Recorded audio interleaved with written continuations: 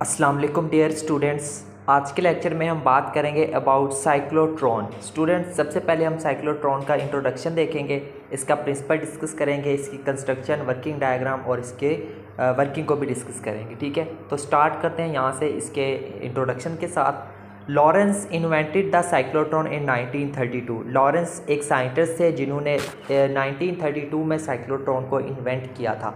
The cyclotron is a particle accelerator. Cyclotron एक particle accelerator होता है जो काम क्या करता है, विच एक्सेलरेट्स हैवी पार्टिकल्स, जो कि हैवी पार्टिकल्स को एक्सेलरेट करता है, such as proton, neutrons, alpha particles. ठीक है, जैसे कि हमारे पास प्रोटॉन्स, न्यूट्रॉन्स और अल्फा पार्टिकल्स होते हैं। वो एक्सेलरेट उनको किसकी तरफ करवाता है, टू अ हाई वेलोसिटीज़ की तरफ, using constant magnetic field and alternating electric field in a spiral motion. तो किसी भी स्पाइरल मोशन में मौजूद इलेक्ट्रिक फील्ड और कांस्टेंट मैग्नेटिक फील्ड और कांस्टेंट अल्टरनेटिंग इलेक्ट्रिक फील्ड की तरफ। ठीक है, उसके बाद देखिए यहाँ से, these high energy particles generated by cyclotron are use to start nuclear ट्रांसमुटेशन।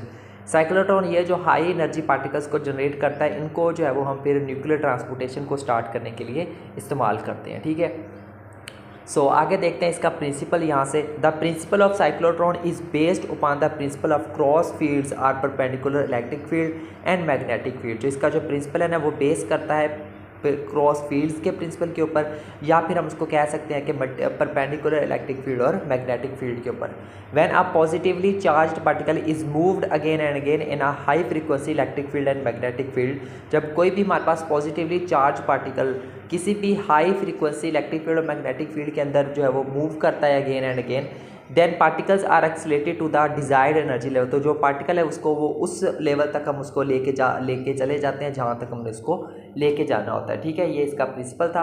अब बात करते हैं इसकी कंस्ट्रक्शन की। The cyclotron consists of a two hollow metallic dees. जो साइक्लोट्रॉन है वो दो हॉलो मेटेलिक डीज के ऊपर मुश्तमिल होता है। ठीक है, जैसे ये डी, यानी कि इसकी शेप क्या होती है, डी टाइप्स की शेप होती है। Metallic electrode, these dees are separated by a small gap. इनको जो है वो एक स्मॉल गैप के थ्रू इन डीज को जो है वो सेपरेट किया जाता है between them and are enclosed in a flat evacuated chamber. और उनको जो है एक फ्लैट इवैक्यूएटेड चैम्बर के अंदर उनको क्लोज कर दिया जाता है। ठीक है, the chamber is insulated in a narrow gap between the two poles of a large magnetic. तो एक लार्ज मैग्नेटिक के दो पोल्स के दरमियान जो गैप होता है, नैरो गैप होता है, उसके दरमियान उस चैम्बर को इंस्टॉल किया जाता है। ठीक है, फिर क्या होता है, the dees are placed back to back in chamber. जो डीज को जब वो बैक टू बैक उस चैम्बर के अंदर प्लेस किया जाता है, having 10⁻³ millimetre of Hg pressure. ठीक है, the dees are connected to high voltage source. जो डीज है उनको हाई वोल्टेज सोर्स पर कनेक्ट किया जाता है। ठीक है, high voltage source of frequency. The ion source is placed at the centre of डीज। जो आयन सोर्स है उसको उन डीज के सेंटर के ऊपर क्या किया जाता है, प्लेस किया जाता है। ठीक है स्टूडेंट्स, आगे इसको देखते हैं मजीद। हम इसकी वर्किंग की बात करते हैं यहाँ से। The ion source is placed at the centre of sphere formed by dees D1 and D2। जो आयन सोर्स होता है, ठीक है, उसको उस स्फीयर के सेंटर के ऊपर रखा जाता है, जो दोनों D1 और D2 डीज मिलकर बनाती हैं। These two dees have small gap. ये जो दो डीज होती हैं इनके दरमियान जो गैप है वो स्मॉल होता है। A high voltage source of frequency is with dees. तो उन डीज के साथ जो है वो एक हाई वोल्टेज सोर्स होता है हमारे पास एक फ्रीक्वेंसी का। The electric field is generated in gap due to applied potential difference. जो अप्लाइड पोटेंशियल डिफरेंस की वजह से उन डीज के दरमियान जो है वो इलेक्ट्रिक फील्ड जनरेट हो जाती है।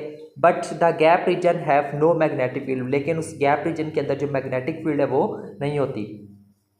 A strong magnetic field B generated by X is applied perpendicularly to the plane the D's। ठीक है, उन the plane of the D's। तो एक स्ट्रॉन्ग मैग्नेटिक फील्ड जिसको हम डोनेट करते हैं X के साथ, उसको अप्लाई किया जाता है उस डीज के प्लेन के परपेंडिकुलरली।